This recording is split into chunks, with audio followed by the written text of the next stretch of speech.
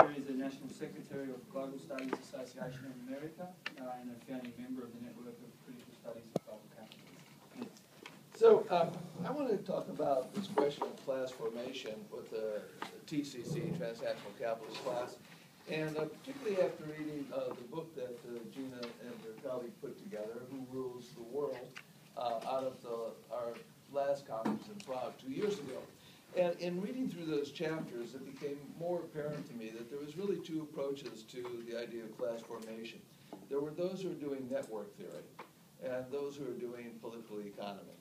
And those of us who are doing political economy, which I would include myself and Jeff and Gina and Anthony, and others, Bill Robinson, have a much more stronger conclusion that the transnational capitalist class exists and is cohesive. And those doing network theory have a much weaker, not argument, but a much weaker conception of the transnational capitalist class. That it's not fully formed, that it's not particularly cohesive, that perhaps it's a community, but it's not quite a class yet. They're using different languages. And I think that's a incorrect conclusion. And I think it's an incorrect conclusion because network theory is overly based in sociology and has a particular sociological bias that weakens an overall actual analysis of capital. So I want to argue from the political economy standpoint briefly, and then sort of critique some of the network theorists. And if I have any time left over, I would like to talk a little bit about labor and technology and globalization. So I think class formation is basically based in the relations of production. And when we talk about the relations of production, I think we need to look at particularly two things. How is value created and how is value expropriated? When we look at how value is created, we see that the capitalist class has organized production on a global scale, right? Global assembly lines, and we've been talking about that. And I assume everybody in this room who studied globalization, as we all do, pretty well understands that aspect of global manufacturing and production. So how does the expropriation of that value take place? It takes place mainly through financialization and investments. It doesn't take place mainly anymore through that my family or me as an individual owns this factory and I employ 200 workers and I expropriate 20 or 30% of the value that they make. There's a lot of small and mid-sized firms throughout the world that still exist like that, probably millions, but that is not the essence of the capitalist class. That's not where power resides. Power resides in transnational corporations, and all those transnational corporations run on the blood of financial investments, huge financial investments that come from all over the world and not from any single country. And so that, to me, is the core relationship. And that's where class formation takes place. That's why we have the transnational capitalist class, because they've organized production on a global scale and they expropriate wealth from the way they've organized production. That's the relationship. And so that network theory is basically looking at how many directors on the board of directors link to each other. And if you've read their literature, and I think the best here is William Carroll's recent book on transnational class. It's wonderfully detailed and beautiful work. And I don't, in fact, I have no problem with his research. I just have some problems with his conclusions. So you get these amazingly detailed charts. I don't know how many of you have seen these things, but they look like spider webs. And if you get too deeply into it, it's almost like tracing Facebook friends, rather than real relations. What disappears is the relationship between capital and labor. All you have left is relationships between directors. And you don't get to be a director unless you're already a member of the transnational capitalist class. You're already involved in this production and in the expropriation of value. That's how those positions get opened up. So the production, the relations already exist independent of the direct ties between these directors. And by the way, directors change all the time. So the average career of a Fortune 500 CEO is 3.5 years at any one particular corporation. So the structure and the institutions, to me, are more important than the individuals who fill them. And when one individual leaves, another individual will come in, and they'll have different relationships. So, tracing those relationships is sort of a never-ending puzzle and game that you can get overly involved with. So, here's in terms of understanding globalization, I had an interesting interview with Jeff Imlet, who's the CEO of General Electric. And General Electric, I think, today has the most largest corporation in the world.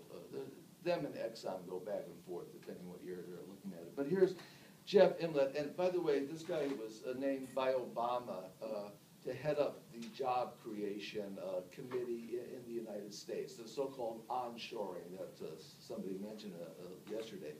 So here's Imlet. If I took just one thing to focus on in terms of being proud, it would probably be the global footprint.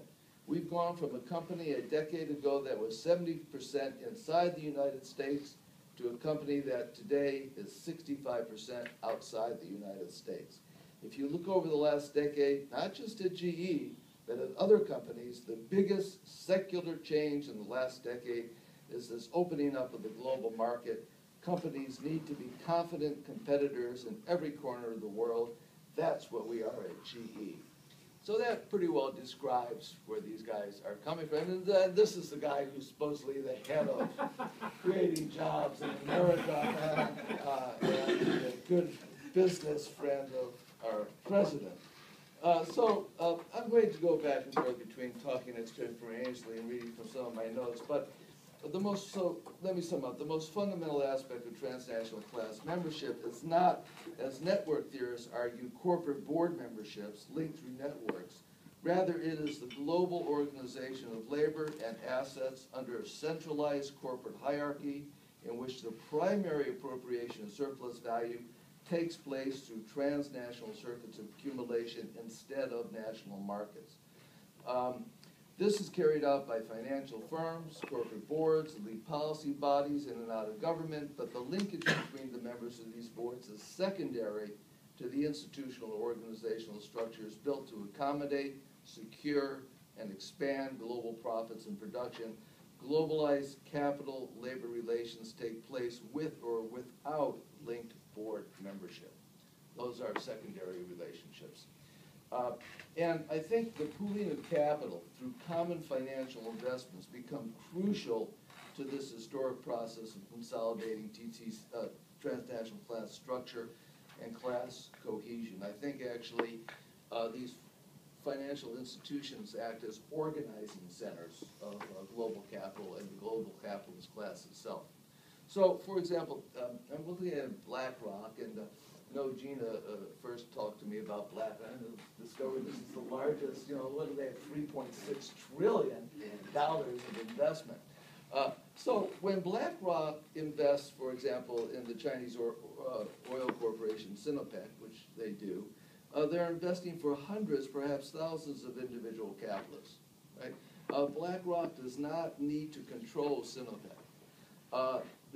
The transnational investors trust that the statist corporate leadership of Sinopec from the Chinese state will act within transnational capitalists theory and practice to return a profit on their investments, right? So control is no longer the main thing, right? It's just that we could invest here, we could invest there. The flexibility, the mobility of capital is what is key here.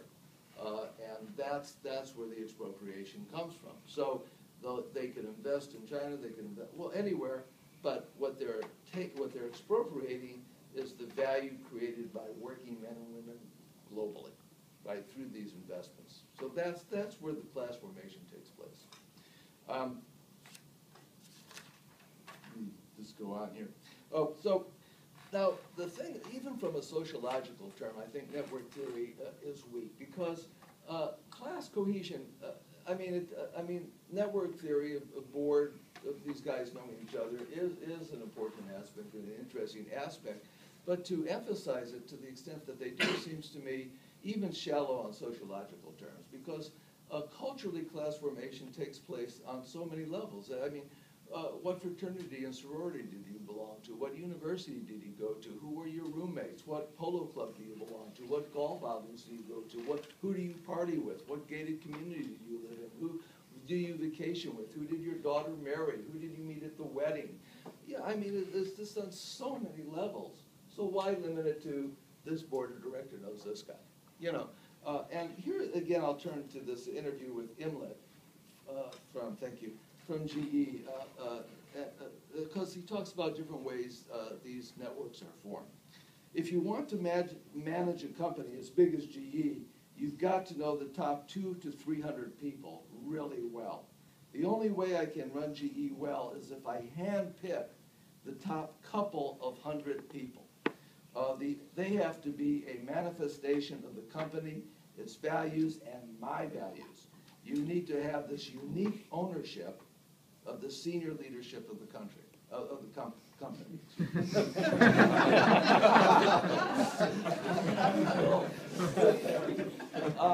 Now, none of these 200 or 300 leaders are on the board, right? But they're all essential to the running of GE, and they're all involved in global relationships, not board relationships, but they're talking to lawyers and other corporate leaders and bankers and running regional headquarters, etc. Now, here's the other half of this quote from Imler, which I also think is fascinating. I think leadership has a very short shelf life. And so every few years, we look outside the company to see what others are doing. What's Google doing? What's the U.S. Military Academy doing? What are they teaching at the Communist Party School in Beijing? What is McKinsey teaching its people? I'm paranoid about keeping up to date and attracting and retaining great leaders from Bangalore to Boston and everywhere around the world. So this is the cadre leadership of the TCC, right? I mean, and the way they train and get their cadre and integrate them into the TCC is a worldwide search for talent. And it's a whole network of people outside the board of directors directly linked to the managing and the running of these corporations. So now, let me quote a little bit from Bill Carroll's work directly, so we can understand a bit where Bill's coming from. With very few exceptions, transnational interlocks are not vehicles of strategic control. They occur independently of transnational intercorporate ownership in this sense. There is no evidence of the formation of transnational enterprise groups, in other words, sets of giant firms whose boards interlock and whose shares are owned in blocks that enable coordinated strategic control over major corporate-based multiple countries. So let's deconstruct that a little. What Bill Carroll is looking for are these very closely linked enterprise blocks, right, that control like an octopus. And I think that conception of capitalism sort of goes back to the older industrial era. I mean, you could look at the Rockefellers or the J.P. Morgans in the U.S. in 1910 or 1920 or 1930, and yeah, they had enterprise blocks under the control of their family banks. That's how it took place. Today, it's the difference is the financialization of capital and this vast, massive movement of trillions of dollars, and yesterday I told you how much a trillion was, and that's where the money is being made. That's where the expropriation of value is happening. So Carroll's approach to TCC formation is situated in finding individuals with transnational corporate blocks with shared coordinated strategic control. So that's where my difference comes with him rather than a sort of a structural analysis here. Now, let me sort of move through my notes here. How are we doing on time? Yeah, about 6 minutes. So let me give you an example from Blackrock and then one last thing, I guess, on Bill. So I was looking at a report by Blackrock, and this was just one of their funds, all right? And this is a $6.3 billion fund invested in 475 common stocks in 34 different countries with another $725 million in 95 corporate bonds covering 24 countries. plus 16 different currencies. And that's just in the first few pages of the report, and this is only a $3.6 billion fund out of a $3.65 trillion corporation, right? So now, who are they investing for? They're investing for transnational capitalists all over the world. And none of these transnational capitalists they're investing for sit on the board of any of these corporations. They don't got to, right? So they're still part of the financialization of capital through which they appropriate the surplus value from workers throughout the world through the circus of accumulation, right? So, and not only does BlackRock, in fact all of them, they're not only investing for individual capitalists, Goldman Sachs may buy into this fund for Goldman Sachs investors, right? And Franklin Street or Vanguard, they all invest in each other. So when you're looking at these figures and you're saying, well, okay, they got 6.3 billion, but it's just not.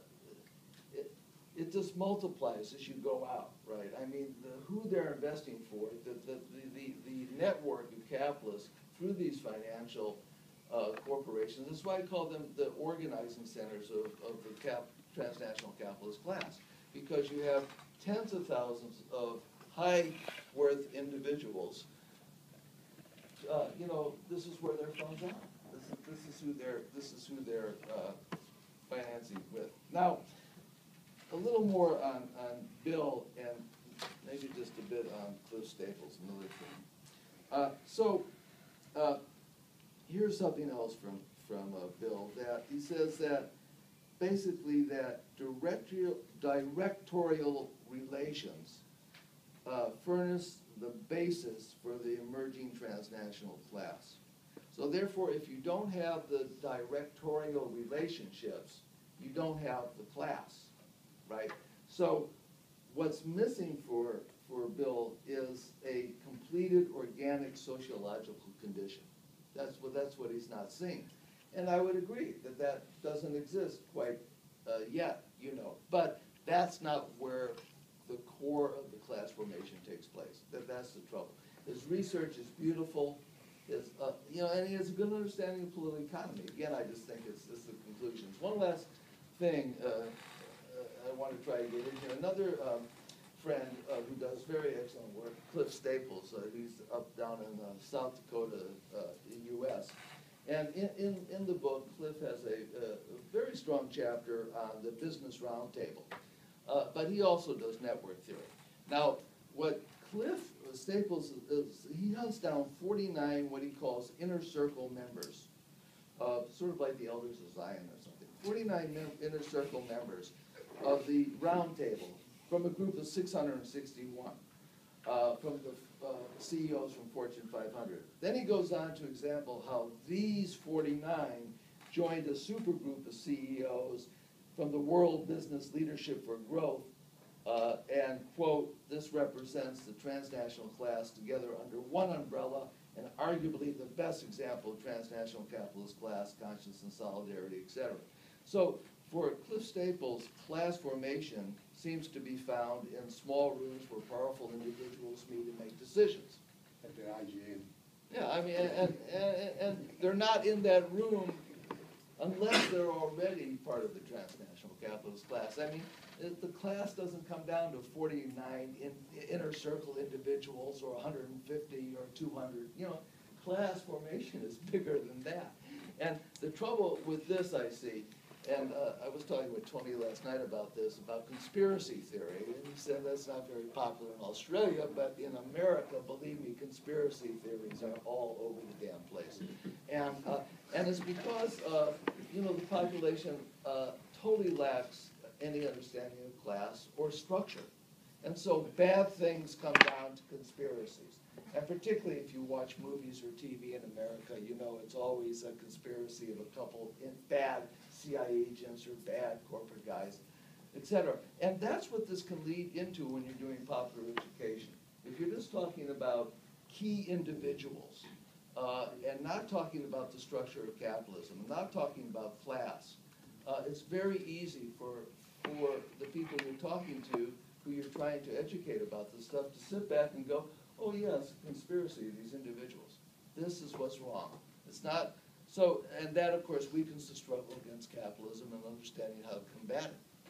So, I've run out of time. I can't go into the labor technology thing, unfortunately. Thank you.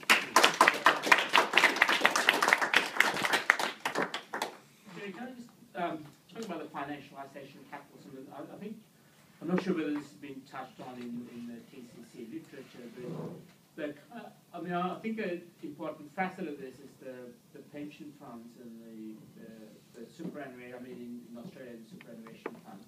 In a sense, when you talk about class relationships, it's also about labour investing through these funds as well. I mean, CalPERS, for example, in California is sort of a major fund, and to what extent do you think this is, you know, I mean, are they just funds, or is there a kind of different basis to this? I mean, and to what extent this kind of shapes, because it's also linked, I think the interesting thing is that it's also linked to social reproduction, you know, either to the retirement income systems or through the social security system. So in a sense, you know, this interlocks at a variety of different levels, and it seems to me to be a really key issue for understanding the dynamics of this process. Yeah, I wondered about that too, but I haven't got around to studying it, to be honest. I thought about it because there are huge pension funds out there, and they are, you know, I mean, they're different, right? Because it's my money and your money. So I think that is really important area of research. Which in Australia, there's been a big move to actually sort of say open up superannuation funds to investing more, because they also operate under regulatory frameworks as well. So, you know, how should they be opened up, or whether they should be forced to invest in certain kinds of things, which seems to me to be interesting to the political struggles and conflicts that are emerging around these issues. Yeah, CalPERS is huge. It's the California State Pension Fund, which is huge. And so I'm not going to try to bullshit my way through an answer. I just got to say that it needs to be studied. Yeah, just a couple of comments, because I've worked with Bill Carroll for many years. And, well, good friends. We've worked together at different times. But one of the things about Bill's work is part of a very strong tradition within Canadian sociology. And why I think he's still interested in that focus on interlocking directors is because it probably had a lot more salience within Canada through right up until the 1970s, because there are a lot of Canadian capitalist class who were using sort of holding companies and forms of interlocking, you know, to create their various empires. I forget some of the names, but Bill probably. Thompson had one of the biggest ones. That's right. Yeah, so. Well, Wally Clement. Yeah. John Porter. So there was a huge tradition within Canada that I think had resonance there because it reflected something that was going on there. When I came back to look at Australia, it didn't seem to me that there was nearly the same degree of that thing, and that was one of the things that Bill and I sort of looked at. The other thing is that the work focusing just on interlocking directorates is, in the US situation, has several streams that Bill probably refers to but doesn't subscribe to. And one of them is, there's the work on that Dumhoff and others did, that going on the social, exactly what you described, who was at so-and-so's wedding, you know, who's in the Bohemian Club, all of that sort of work. And then Michael Uzim also carried that forward, focusing very much not on interlocking directors, but on the key people who come through, you know, the ones who have the most interlocks. It's not that they're interlocking, it's the fact that they actually have access to more information in more places. So, you know, I think I wouldn't put all network analysis into the one book, into the one approach. I know Bill's done a lot of work of a certain kind, but there's actually quite a variety of other research and material done. In my own case, you know, I'm more interested actually in the networks within the industry, you know, and what they throw up. Yeah. Well, I have found Bill's work and other networks are very valuable. I think it's important, and I've learned a lot from it. I guess my argument is that I think it's a secondary approach in terms of how class formation takes place. But, you know, I love Bill and I love his work. Okay, well, as a former Canadian sociologist, who's also afraid of bills, I'm not going to say anything more about that. But I'd like to maybe try and draw you out on part of the talk that you didn't get to with an observation, comment observation. It seems to me that when you're looking at firms or organizations like Blackrock, the important question for political economy is, what the hell are they doing with all these trillions of dollars? And that takes me as a political economist into trying to get a hold or a grip on the nature of value chains in the global economy. So that's the first point. And maybe that relates to the labor and technology issues that you were alluding to. The other thing that seems to me to be really important in this discussion is maybe revisiting Marx's and David Harvey's treatment of fictitious capital and the relationships that exist, or trying to think about and analyze today the relationships that exist, the nature of those relationships between fictitious capital, financialization on the one hand, and the global value chains on the other. And so I would see that as a very salient project for probably a lot of us in this room to consider. Well, thank you for opening up the door. I think one of the fascinating things about financialization is a growing rupture between socially necessary labor and wealth. If you look at so much, let's just look at the money markets, which I mentioned yesterday, at $1.7 trillion every day. So what is really the value of money? You know, fictitious wealth. I mean, the Australian dollar and the US dollar keeps changing their value day to day. I mean, I'm looking at the press. So what's that really based on? It's not based on the production in Australia yesterday and the production in Australia today.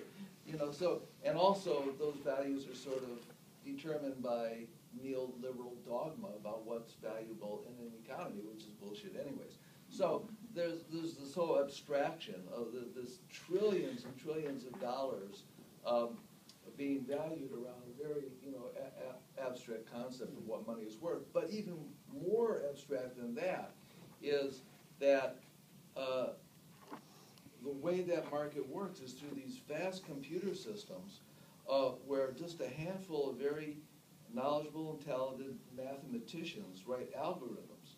And then the algorithms are running on servers, and Goldman Sachs has far more. The last concrete count I got was 50,000 servers, but the CEO said we have much more than that now.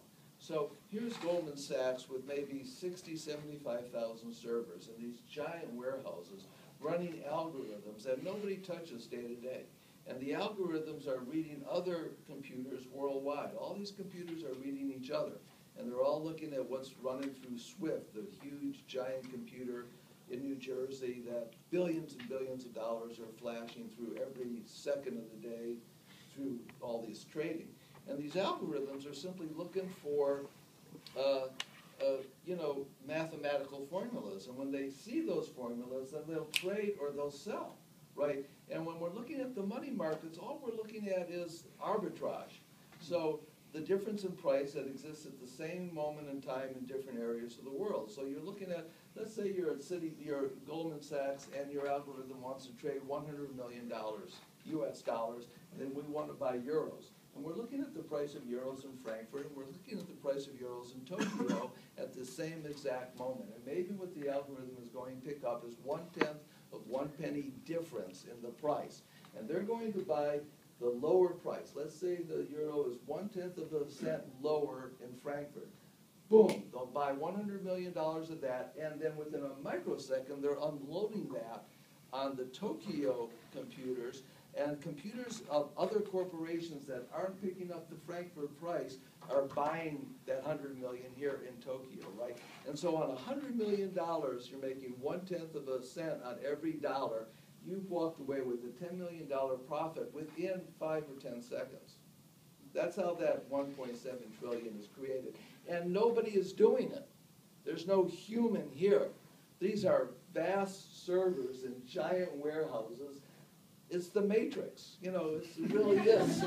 This is virtual reality. And so where is, you know, the labor theory of value? I mean, this rupture between actual social necessary time and the creation of this wealth is very, you know, it's a different world. And so I think we got to look at it, and speed is so important so that these warehouses are trying to move closer and closer to the swift computer, because the light waves on fiber optics travel 1 billion feet every second, I think it is, 1 billion feet a second. So if you can actually get within a couple blocks of a swift computer, this is true. You will get that information just a billionth of a second faster than somebody else who's across the river over in Manhattan or in Chicago or in Sydney.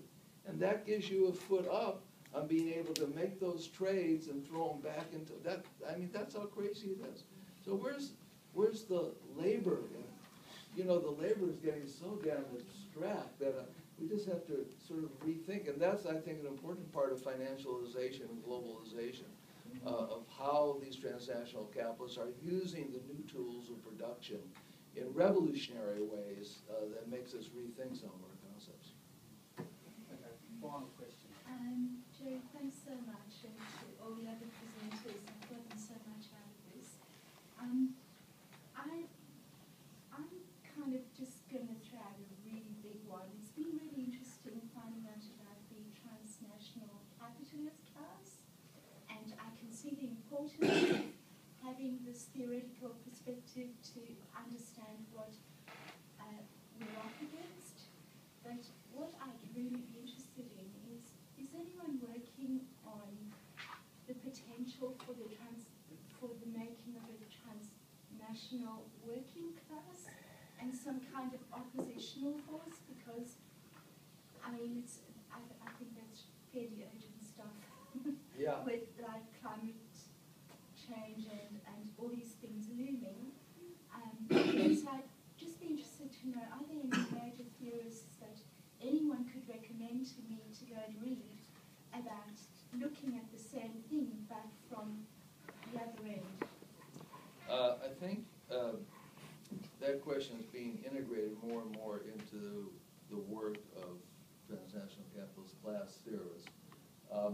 The only real paper I know that is specifically devoted from that is a friend of ours, Jason Struna, who Jeb mentioned. He's a graduate student at the University of Riverside in California, who did a very interesting study of the spatial geographic sort of relationship of labor to capital, and laid that out. And we printed that in the Global Studies Association, which we have an annual conference. We do a proceedings book with this journal called Global Technology. Yeah, Global Developments and Technology and How do you spell this name? Struno, S-T-R-U-N-O, Jason Struno. The article is actually titled Toward a Theory of Global Proletarian Fractions. Yeah, so it probably will pop up as Spike Grove. That's true now, with an out. Yeah, yeah, and it's in the journal of Global Developments on Technology and Perspectives in global development. yeah, that's a perspectives. I knew the keywords in that. Thank you so much. Perspectives on Global Developments and Technology by Brill. And that was put out, where we did that 3 years ago, I think Jason wrote that. And that I think that is a big area that more and more people are looking at and need to look at and think about more, particularly in terms of these questions that come up about how do you create a successful oppositional movement, and what are the implications of TCC's theory to oppositional movements and how to put those together. Yeah, that's what I would really be interested in reading about at some stage. And writing about it. Well, yeah, I mean, my own research will be on